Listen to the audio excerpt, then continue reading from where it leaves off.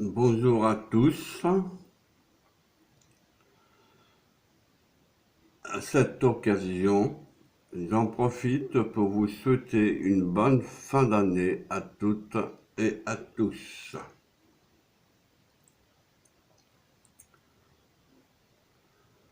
Dans la 28e pratique, nous allons examiner l'utilisation d'un décodeur 4 entrées 10 sorties pour réaliser un diviseur par 10 à l'aide des 10 LED et d'un afficheur TIL 311 faisant suite de la vidéo numérotée 287 de notre première scène.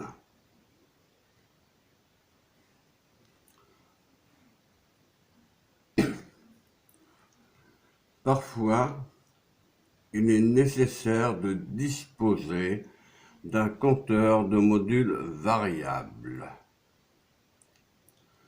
Dans la pratique précédente, vous avez vu comment il est possible de réaliser un compteur de modules déterminé en utilisant le compteur MM74C163 de modulo 16.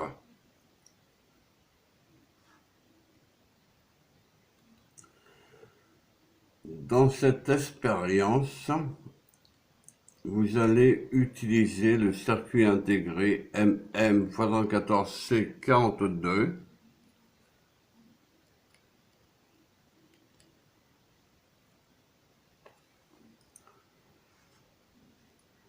C'est un décodeur 4 entrées, 10 sorties, dont la table de vérité est située à la figure de notre première scène en cliquant sur l'onglet Communauté ainsi que le schéma logique de la figure A et le brossage à la figure B.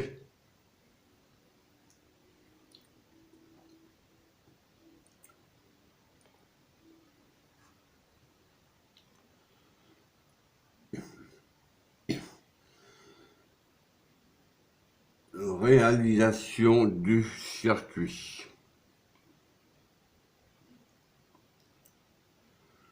Enlever de la matrice les liaisons et le circuit intégré relatif à l'expérience précédente.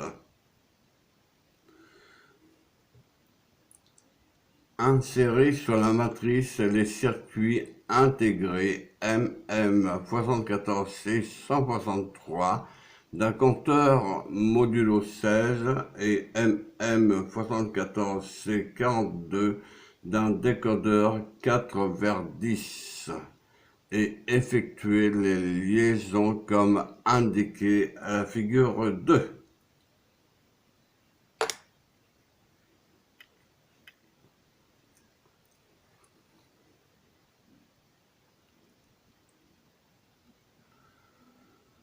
Le schéma électrique du circuit réalisé est donné à la même figure 2.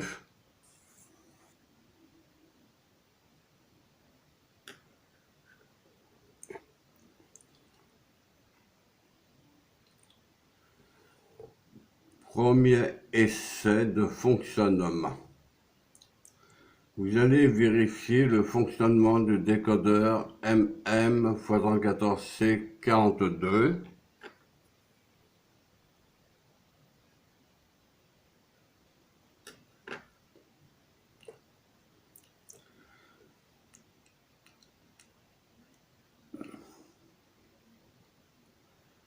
Mettez le simulateur ou l'Arduino sous tension.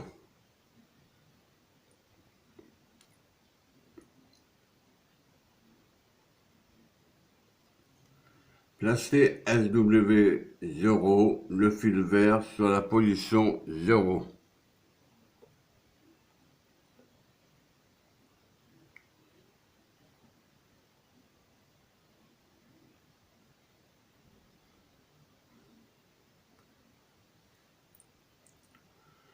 Appuyez sur P1 ou laissez effectuer le travail de l'oscillateur d'un Hertz. Le compteur est remis à 0. L'afficheur 10-0 indique 0.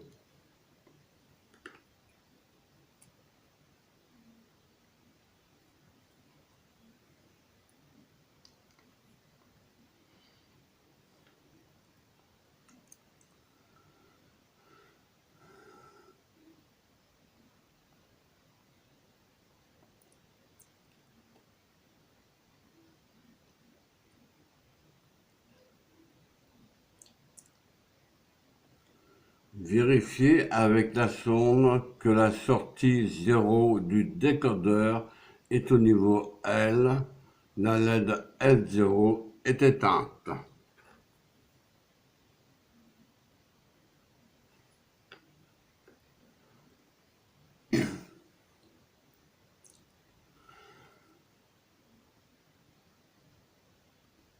Mettez SW0 sur la position 1 dans le cas d'un simulateur, sinon laissez effectuer le travail de l'oscillateur d'un Hertz.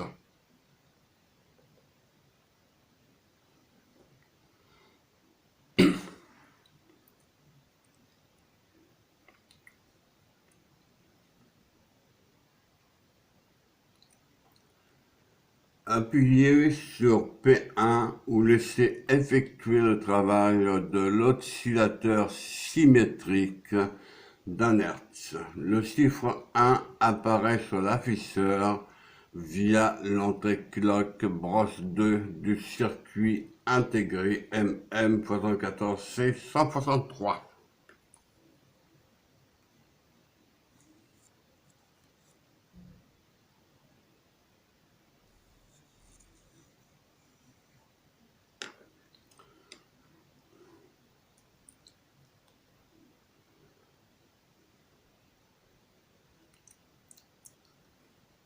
Vérifiez que la sortie de décodeur est au niveau L avec la sonde mentionnée sur le schéma électrique.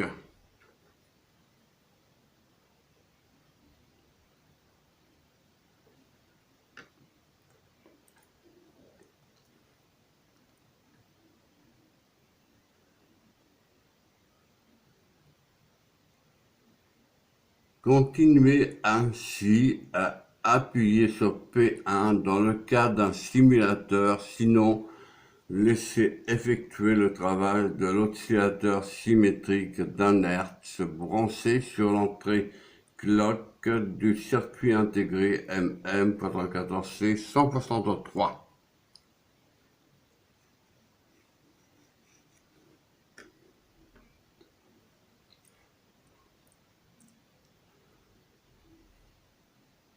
Vous constatez que lorsque l'afficheur indique les caractères hexadécimaux de A à F, aucune des sorties du décodeur n'est au niveau L, c'est-à-dire le code binaire 0.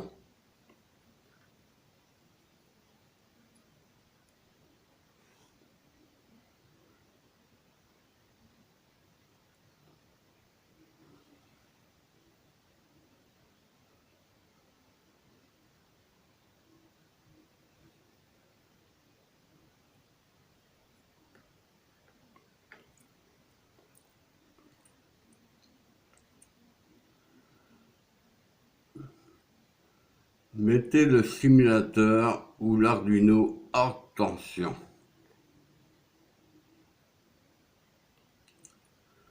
Réalisation du circuit pour le deuxième essai.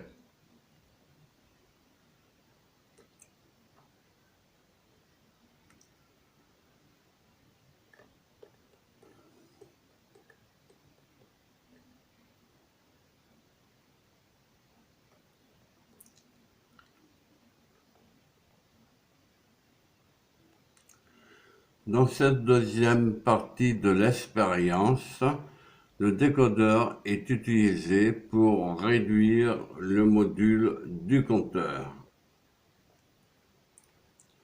Enlevez les liaisons suivantes. Celle située entre la broche 1 du compteur MM74C 163 et SW0.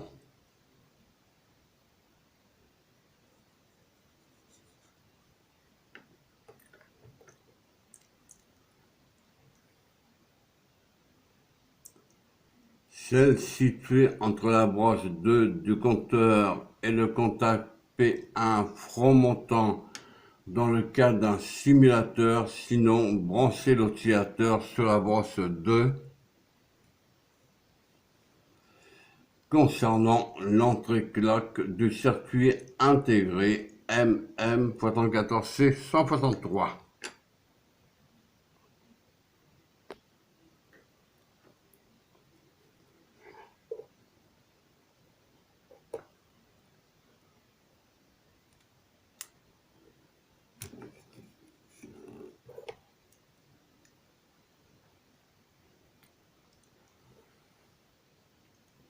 Débranchez la sonde du contact L0 où vous pouvez brancher un transistor sur chaque sortie des brosses 1, 2, 3, 4, 5, 6, 7, 9, 10 et 11 sur chaque base des transistors.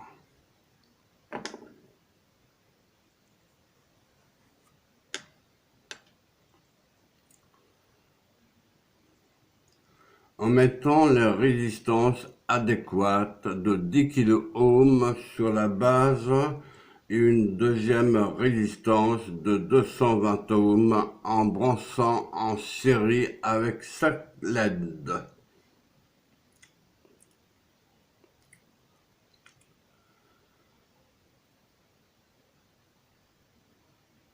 Si vous ne mettez pas toutes les LED en sortie du décodeur MM74C42, effectuez les deux nouvelles liaisons comme indiqué sur le schéma électrique de la figure 2 à l'emplacement de mon crayon noir.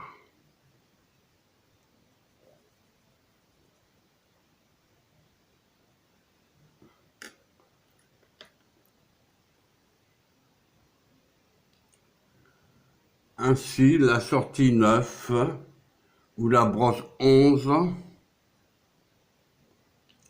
du décodeur MM74C42 est reliée à l'entrée clear ou claire du compteur MM74C163 broche 1.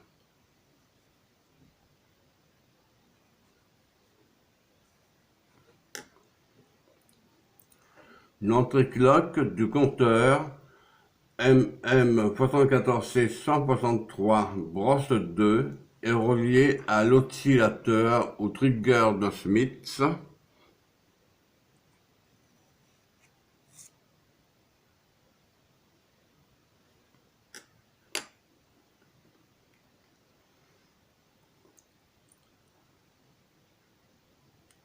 Le schéma électrique du nouveau circuit réalisé est situé à la figure 2, toujours à l'emplacement de mon crayon noir. Il suffit de brancher la broche 11 directement à l'entrée clear du compteur MM74C 163.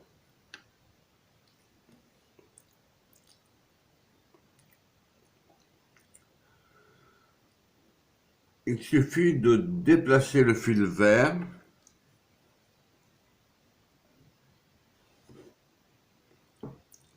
branché au plus de la broche 1 à l'entrée claire du circuit intégré MM74C 163 et le brancher à la broche 11 de circuit intégré MM74C 42 afin de réduire le modulo 16 à modulo 10.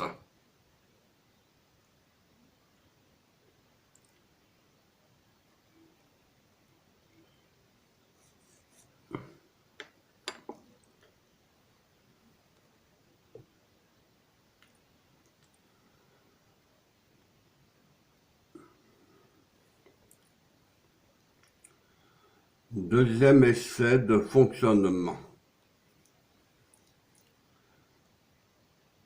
Mettez le simulateur ou l'Arduino sous tension.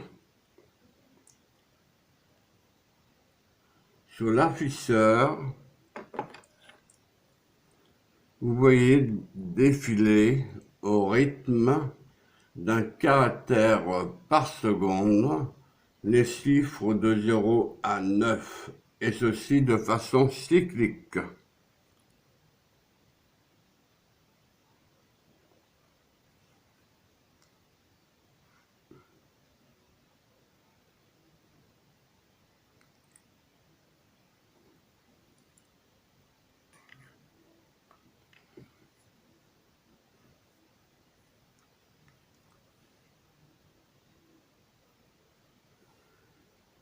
Le module du compteur MM74C163 est donc passé de 16 à 10.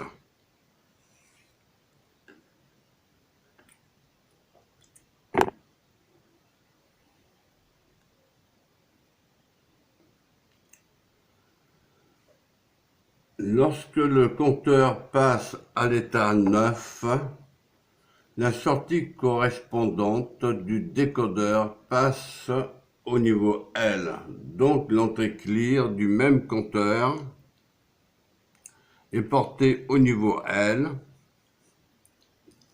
donc activée.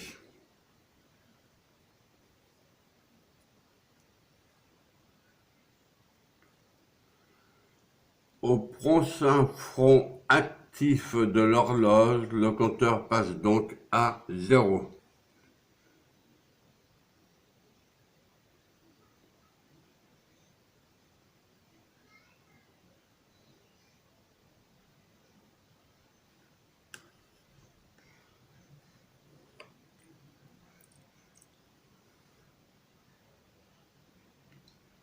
Si vous reliez l'entrée clear du compteur successivement aux différentes sorties de décodeur, vous modifiez à chaque fois le module du compteur.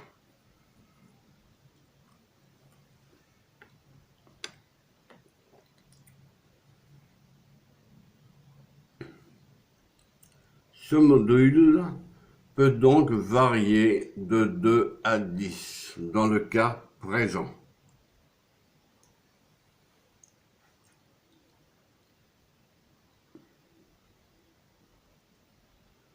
Mettez le simulateur ou l'Arduino hors tension. Pour conclure, cette expérience montre qu'il est possible d'utiliser un décodeur pour faire varier le module d'un compteur.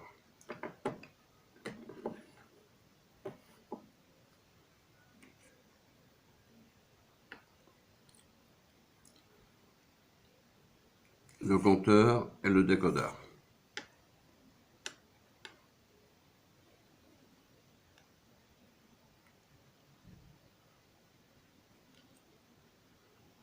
À cette fin, c'est l'entrée claire du compteur MM74C163 qui est utilisée comme dans la vidéo numérotée 282 de la pratique 9.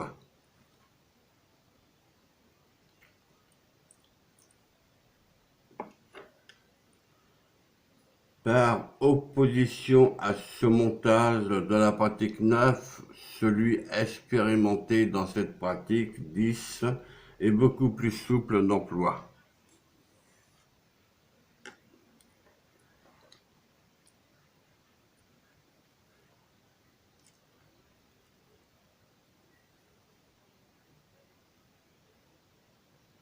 En effet, il suffit de modifier la liaison entre l'entrée claire du circuit intégré MM74C163 de la broche 1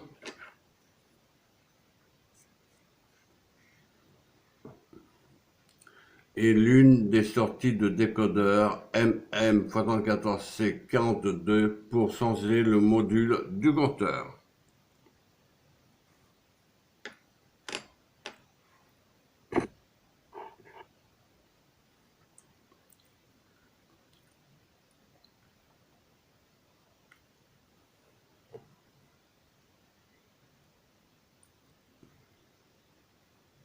Par ailleurs, si vous substituez le décodeur MM74C42 par celui utilisé dans la deuxième expérience, pratique 10, vous pouvez obtenir un compteur dont le module varie entre 2 et 16.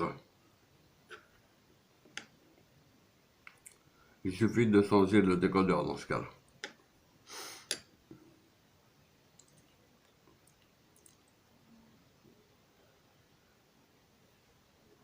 Dans la prochaine pratique, nous réaliserons un chronomètre si tout va bien, car nous avons 2 afficheurs hexadécimaux et quelques circuits intégrés.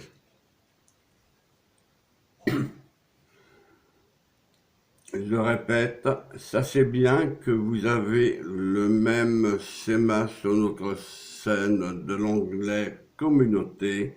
Il suffit de cliquer sur l'onglet Communauté et enregistrer sous. Donc vous avez la possibilité d'enregistrer les schémas électriques sur votre disque dur. Je vous remercie de votre écoute. À bientôt.